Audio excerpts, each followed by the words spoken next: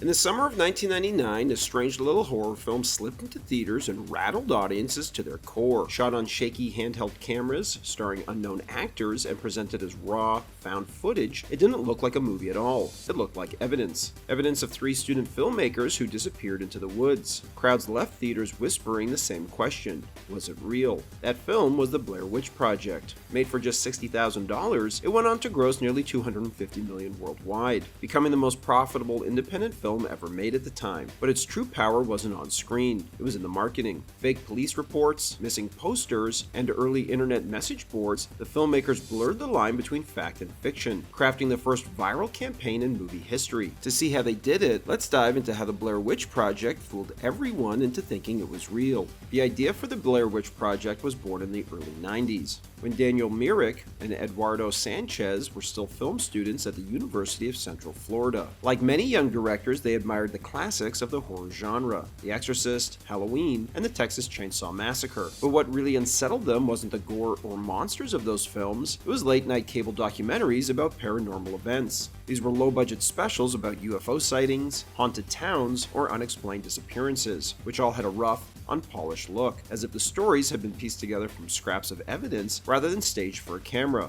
A local sheriff recalled strange noises in the woods, a mother would describe seeing a figure at her window, or someone would produce a blurry photograph that might have shown a ghost. Even if you didn't quite believe what you were watching, there was always that nagging thought: what if it's true? For Myrick and Sanchez, that question was scarier than any mass killer or movie monster. That idea became the starting point for the Blair Witch Project. Myrick and Sanchez wanted to make a film that didn't feel scripted or staged, but discovered, like real footage found after something terrible had happened. They wanted audiences to question what they were seeing and wonder if the story might actually be true. To bring their idea to life, they invented the Blair Witch, a fictional legend set in the small town of Burkittsville, Maryland. According to the story, a woman accused of witchcraft in the 1700s was banished to the woods, where her ghost still haunted the town. Locals whispered about missing children and strange twig symbols. It felt like real folklore, just believable enough to give people chills. The film followed three student filmmakers: Heather Donahue, Joshua Leonard, and Michael C. Williams, who set out to document the myth and never returned.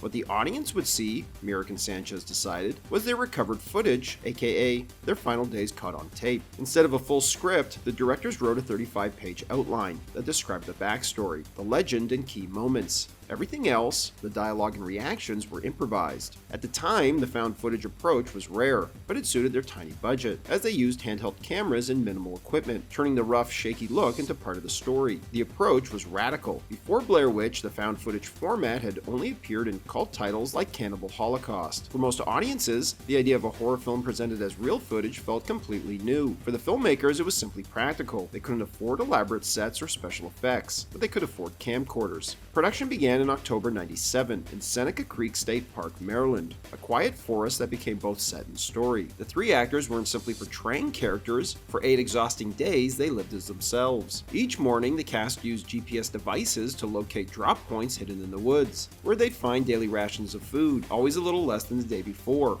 and handwritten notes from the directors to each actor for instructions for what should happen next. None of the actors knew what the others had been told, which meant every argument, frustration, and burst of emotion felt raw. It was unpredictable. The directors orchestrated scenes without warning. At night, the crew crept near the tents, snapped branches, and left eerie twig figures dangling in trees. The directors deliberately disoriented the actors. In one scene, Heather's terrified sobbing into the camera wasn't acting at all. It was her genuine response to the stress of the shoot, as she was cold, hungry, and mentally drained. Myrick and Sanchez wanted that anxiety to spill directly into the footage. By the time filming wrapped, the actors had recorded more than 20 hours of footage using handheld high-8 cameras and a 16mm cam. In post-production, the filmmakers condensed everything into an 81-minute movie. The final cut didn't look like a polished studio film. It looked exactly like what it claimed to be, a student documentary that had gone horribly wrong. At first, the film wasn't expected to be a hit. Myrick and Sanchez thought their unusual low-budget horror film might air on cable or circulate among indie horror fans. It didn't have the glossy look or big names that studios relied on, but in January '99, everything changed when the movie premiered at the Sundance Film Festival.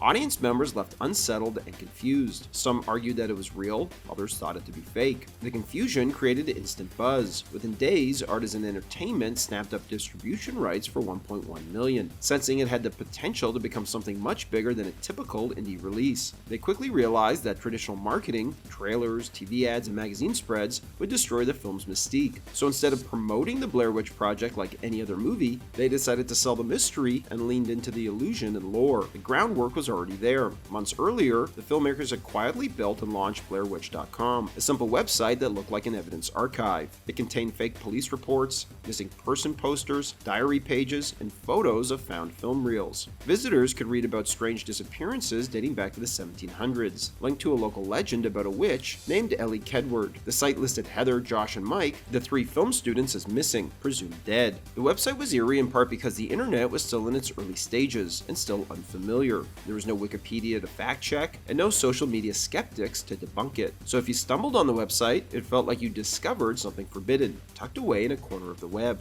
Artisan expanded the strategy. They updated IMDb pages to say Heather, Josh, and Mike were missing, presumed dead. They produced a faux documentary for the Sci-Fi Channel, Curse of the Blair Witch, which interviewed supposed locals about the witch. The goal wasn't to convince everyone it was real, the goal was to make enough people wonder and to make that doubt spread. The studio even printed missing persons flyers featuring the actors' faces and distributed them around college campuses, film festivals, and even in other small towns. The campaign reached a fever pitch. Message boards and early chat rooms were filled with speculation. People shared links to the website, debated theories, and swapped supposed first-hand accounts of strange events in the Maryland woods. The curiosity spread faster than any paid ad campaign could manage. By the time the Blair Witch Project opened in theaters, it was already a nationwide obsession. Tickets sold out across the country, and its opening weekend, the film averaged nearly $60,000 per theater, one of the highest per-screen averages in box office history. By the end of its run, it had grossed nearly $250 million worldwide, the most profitable independent film ever made. But the campaign's success came with a price. To keep the illusion alive, the actors who used their real names were told to stay out of the public view in the months leading up to the release. For a while, they were genuinely missing from the media. Some fans took the story so seriously that Heather Donahue's mother received sympathy cards from strangers who believed her daughter had died. Theater employees fielded questions from audience members asking if the footage was real. In the years that followed, the cast spoke openly about their frustrations. They were proud of their work, but felt misled about compensation. Despite their importance, they earned only a few $1,000s up front and received little of the profits that followed. One story claims that after the film crossed $100 million, the actors received nothing more than a congratulatory fruit basket. Still, the marketing for the Blair Witch changed the film industry and how films are marketed. It showed that storytelling could extend beyond the screen, that mystery, rumor, and participation could become part of the experience. The filmmakers didn't just make a horror movie, they built a world people could explore. In '99, before social media and streaming, they proved how powerful the internet could be when combined with imagination and fear. That summer, audiences filled theaters driven by curiosity. The film's raw, unfiltered style made it feel less like fiction and more like evidence. Many viewers left in silence, unsure whether they just watched a clever piece of filmmaking or a true account of 3 people who vanished in the woods. As a result of the film's success, filmmakers everywhere began to experiment with the same found footage concept. Movies that looked like they were pieced together from real recordings rather than scripted scenes. The idea was simple but powerful. If audiences believed that what they were watching is real, the fear would hit harder. Films like Paranormal Activity, Cloverfield, the superhero film Chronicle, and the teen comedy Project X all borrowed from the blueprint that Blair Witch had created. Unknown actors, shaky video footage, and stories told through what looked like discovered tapes or digital files. Each one used realism as the hook, convincing viewers that they might be witnessing something that wasn't supposed to be seen. Paranormal Activity became the clearest example of how effective that formula could be. Made for only $15,000, it terrified audiences around the world and earned nearly $200 million at the box office. Like the Blair Witch Project, it relied on atmosphere and suggestion rather than special effects. What mattered wasn't what audiences could see, it was what they imagined was lurking just off screen. However, the real legacy of the Blair Witch Project is how it changed movie marketing. The film showed that audiences wanted to take part in it. Long before social media and viral trends, people were already dissecting the film's clues, debating what was true, and trading theories online. That kind of engagement reshaped how studios promoted their movies. For example, Christopher Nolan's The Dark Knight built on this idea with an interactive campaign that turned fans into participants, sending them coded messages, phone calls, and scavenger hunts that led to secret Joker-run websites. Today, when studios hide Easter eggs in trailers or release interactive websites that expand a film's world, they're following the path of the Blair Witch. What began as a low-budget experiment became a new way to connect with audiences through curiosity, storytelling, and participation. And 25 years later, its impact still lingers. The shaky footage and embedded fear remain part of movie history, and audiences still find themselves asking the same question that made it famous: was it real? Thanks for watching, everybody, and don't forget to like and subscribe for more of Hollywood's untold stories and unmade movies.